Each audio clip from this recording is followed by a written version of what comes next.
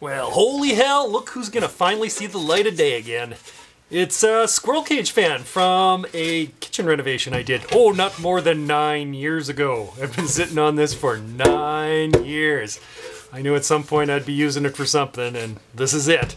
We're gonna turn this into a shop dust filter thing. You've seen these all over the place, right? A box fan with a filter on the one side. Well, this is a squirrel cage fan. So named, of course, because you stuff a few squirrels in here and it turns the little propellers and that makes the air move. No, fuck, of course not. It's named after Sir Edmund Squirrel, who invented it. You go look that up. I'm gonna need to make a box for this, and we're gonna have a filter on one end and blowing out the other. And I wanna try and make this as compact as I possibly can, because I don't have a very big shop. So now, no good YouTube video would be complete without a CAD drawing, so of course I did that. As you can see, it's going to be sort of cubey on the side. Air will flow in through the filter, that's that there. It'll get sucked into the holes on the side, them guys, and then get shot out the front. That's the plan.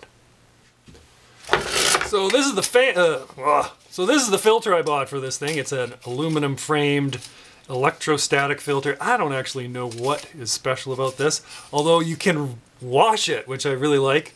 I don't want to just be buying filters for this constantly because I can see it getting chunked up pretty easy. All right, so let's get busy, shall we? Okay, so here's an updated CAD drawing. This is the front view now, and the fan is here. It's going to sit on a couple of little piers, and the actual filter is just going to kind of clip onto the bottom. So there'll be a hole here that draws in the air. This business here has two purposes. The fan is round, right? So it doesn't really want to sit flat very well. So I'm going to make a little cradle for it to sit on. Plus it allows some air movement through here. So yeah, this is something we're going to have to figure out because, as you might expect, now I'm no engineer. Let's put that right out there right now. But so it seems to me that if these two vents are kicking out a certain amount of air, you need to have at least that much inflow into the fan in order to be able to kick out the maximum amount. That's just what I think. I don't know. So the outflow area from this fan is 4.5 by 3, say. So we're looking at what, 13.5 square inches. So that means we need 13.5 inches of suckage area on either side in order to match the inflow and outflow on this thing. So if we measure the total distance here, we have about 10 inches from top to bottom. So then the question is, how wide do we have to make this, because I want to try and keep this as small as possible, in order to get my 13.5 inches on the side. This dimension here is 10 inches. And we don't know how wide it needs to be, but we know that the surface area there, or the area, yeah, sure, the surface area needs to be 13.5. So 10x is equal to 13.5. So let's divide both sides by 10. We get 1.35. And to be on the safe side, we'll just go 1.5 inches on either side. Should give us enough space.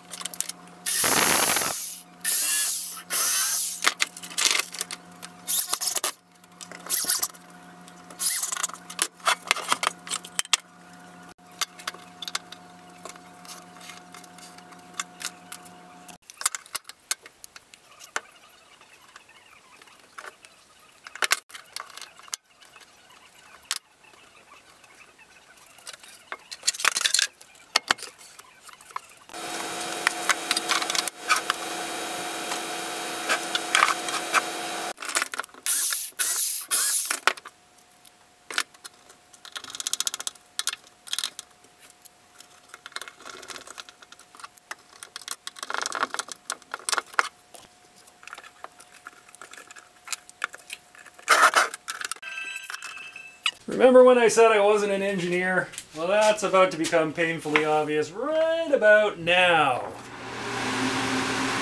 So here we have it going at full chooch here. Here's the lid. And you can see my indicator flag here droops ever so slightly. You can tell there's a lot of suction when this thing really wants to suck down. And we're getting good airflow through the bottom, but here's the problem. I think, I'll stop yelling.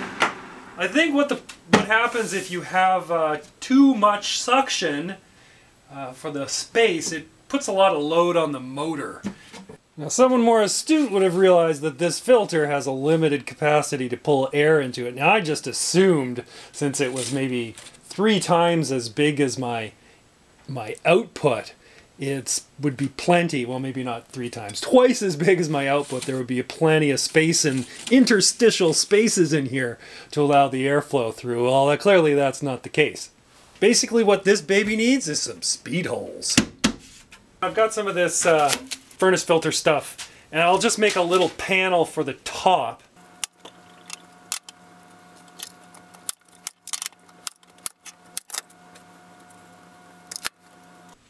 Okay, here's where we stand. The filter insert for the top is finished. This is actually just gutter guard stuff. Like, always look for things that are not meant for what you're going to use them for. So this is produced like en masse. I got 4 feet of this stuff for a couple bucks. So that becomes the tray, and then the filter fits inside of that. And that fits along the back here. And then I got a faceplate for the front, and we're ready to rock and roll. So, let's fire it up.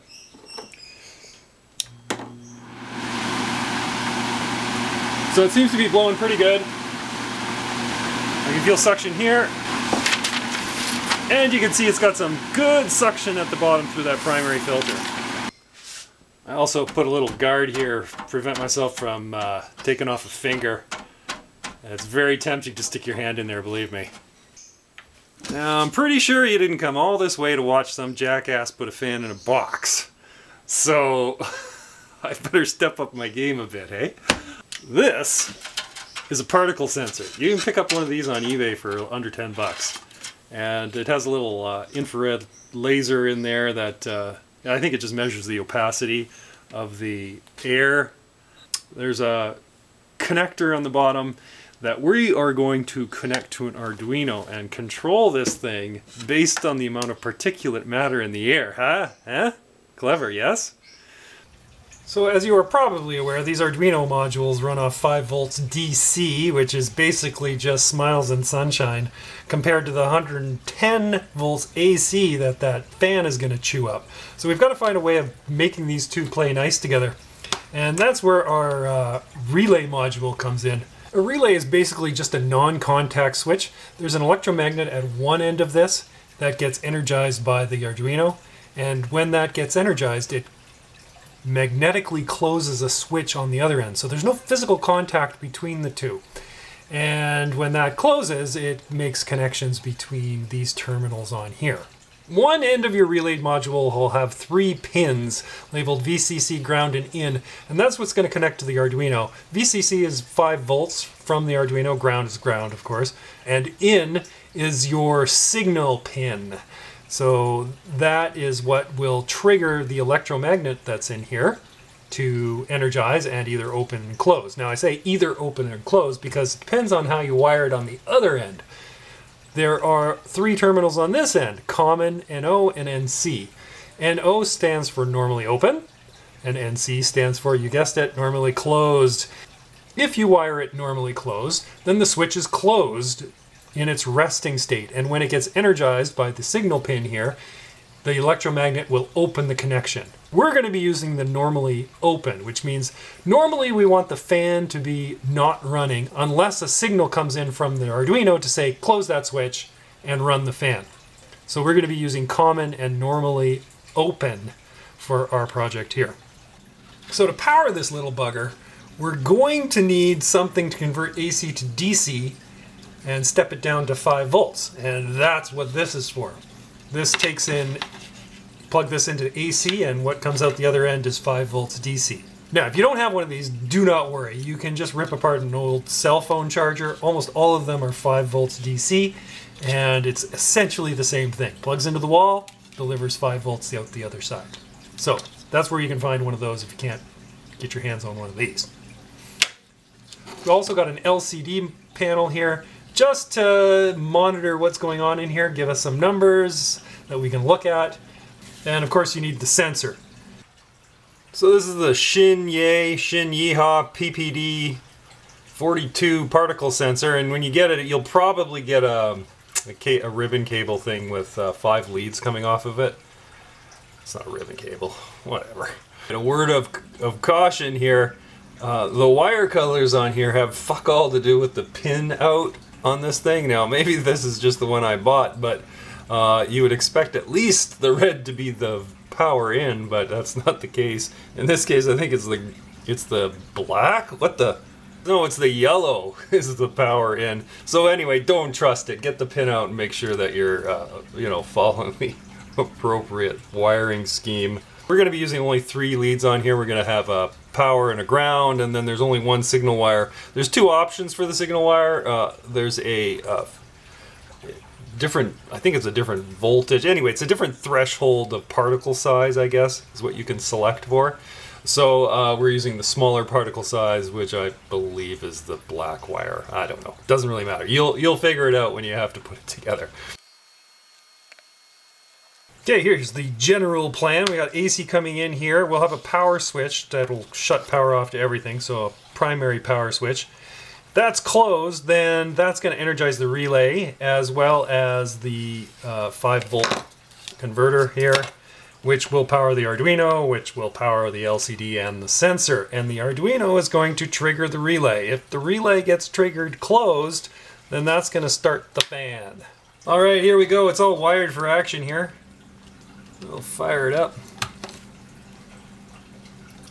So I have it set to sample every 2 seconds and also every 10 seconds, and then average those results. And when the almost immediately. Okay, when the 10-second average is above 3, then it triggers the relay, which it did pretty much immediately because that was the first sample. I don't know if I mentioned this before, but you need to have the sensor upright with the connector facing down, so that, because there's a little heater in here and that's heating up the air, and convection is just pulling it through that hole and out the top, and that's where the sample business happens. So it seems to be working fine. If this drops down, then maybe, I don't know if fanning this is good or bad, but there we go. So it dropped down below 3 and then the relay shuts off. Everything's working just the way it should. We just need to hook it up to mains and, engage the use of this to power the Arduino, and we should be ready to rock and roll. Now the programming is going to take a little bit of finessing because you don't want it just clicking on and off all the time. You want it to maintain the fan for a while and then wait for there's a significant decrease in activity before you go ahead and shut it off, right? Anyway, that's for later time. Now just be aware, I am not going to use my coffee-stained Arduino here. I'm going to throw this program onto a little lily pad, which is normally used for sewing on clothing, but I have a bunch of these and I might as well just use them. So I'm just going to put the program on this. It's a little more tidy too, and then we can make the case, blah, blah, fuck, whatever. Okay. All right, I get that this probably looks like a shitstorm of wires, and who's ever going to be able to figure that out? But I'm here to tell you this is not complicated. Each one of these components, so we have the sensor, the LCD, and the relay, they have a ground and a power. So all of that's on this board here. That's all I'm using this board here. All of these wires here are just ground and power on here. So those all can be tied together. Once you've eliminated those wires, then you have a single wire coming off of this going to the Arduino, and you have a single wire coming off of the relay going into the Arduino, and there are 2 extra wires from the LCD. Now, if you're going to buy these LCDs, make sure you get the I2C thing built right in. You can do this without that, but it takes a bunch of pins on the Arduino up, and also it's a freaking pain in the arse to get that thing to work afterwards. So buy the I2C, 2 wires to the Arduino, and you can communicate with it. So really there's actually very little going on here, even though it looks like stupid. Here, have a look at this soldering abomination. Oh geez, it's a good thing no one's ever gonna see this, eh? Looks like a pack of wild dogs got a hold of it. Fuck. Here's the somewhat horrific looking faceplate for the control box. This is part of an old computer case, you know? You just keep everything, you know? Just keep it all! What the hell? Anyway, cut it up and to size. Those are speed holes, of course. I had to add a button because I thought maybe you might want to override whatever the hell the thing is doing, so we're going to need a button to do that. For some reason I have some weird fetish with connections, and I wanted to make, you know, all these parts detachable from each other. I always think that for some reason I'm going to take it apart later and modify it and then put it back together, but that fucking never happens, whatever. But anyway, I keep doing it. And unfortunately, my button was an afterthought, so I have a stray one here that's actually going to have to be soldered on and tether this thing to the faceplate. Damn! Oh well. Alright, who's ready for the grand tour? First stop, control panel. Very ugly, but will do the job. There's our frilly pad, and of course the connector that goes into the inside of the box. A little hole there through there. And then if we have a look on the inside, oh, it looks like a big mess, but it's not as complicated as it seems. There's our relay. There's the 5-volt converter. There's a bunch of little connections here. The only thing I did that was not mentioned previously, there's the sensor hanging on the side. Tape along the window there because, you know, it is light-based, so you're, I guess, supposed to try and keep it to a minimum. Okay, so this is the new thing. I mentioned that there were 2 settings for particle size. Well, I decided I'd put a switch on the side here to switch between the 2 different settings. Alright, we'll hit the big red button and see if it boots up or tries to burn down the house. Here's our display, and what the software is doing here is sampling the air for 10 seconds, averaging that value, and then reporting it along the bottom line there. In order to prevent the fan from just clicking on and off and off and on and off every 10 seconds, I wrote it so that in order for it to trigger, it has to be either above or below a certain threshold. 3 consecutive, what do we call it, samples in a row. So you at least have to have 30 seconds of consistent results before it's going to trigger it. If that makes any sense. So, I hope so. Okay, there is a button. Yes, a button. The button is for override because you may want to turn it on and off based on some other parameter. So, if we press it once, it should kick the fan on. Or not. Or not. There we go. Hit it again, fan off. Now, only one button, so long hold should put it back into auto mode. And there we go. So auto mode just monitors the air.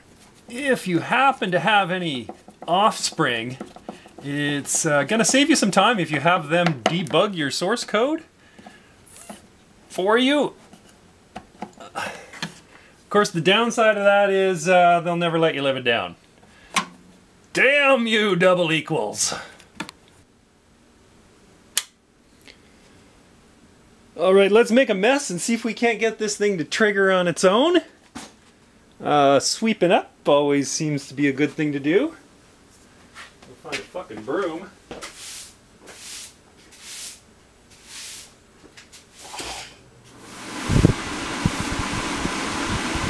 Alright, there we go. Was that 3 samples in a row? Well, it might have been, I guess. Alright, even though you probably couldn't see that, the fan is actually just triggering with a single event. So I got some logic problem going on there. I am going to have to look at the code again and see if I can figure out what's going on here. Alright, all fixed up. Just a stupid fucking mistake. And this time I didn't need my damn kids to help me figure it out. Okay, this time I'll even let you watch the screen as we kick up some dust here. Oh, blurry as fuck.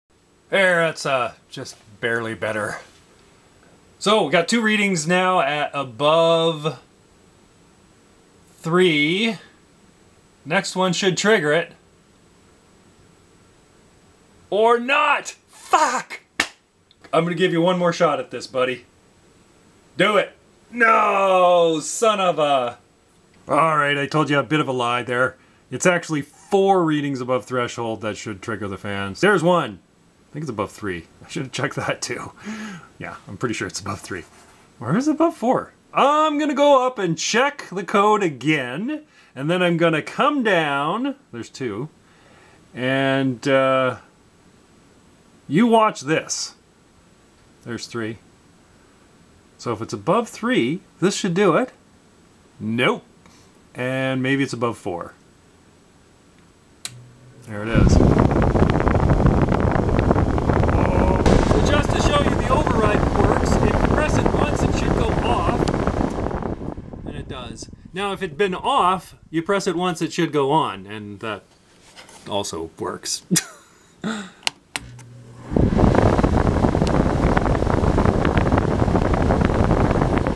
So there she sits, proudly on top of the Gaylord.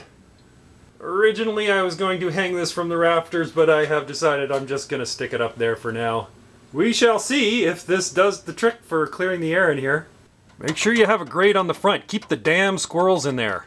Come here, you hairy little bastard. I got a job for you. Yeah, you. Thanks for watching. Cheers.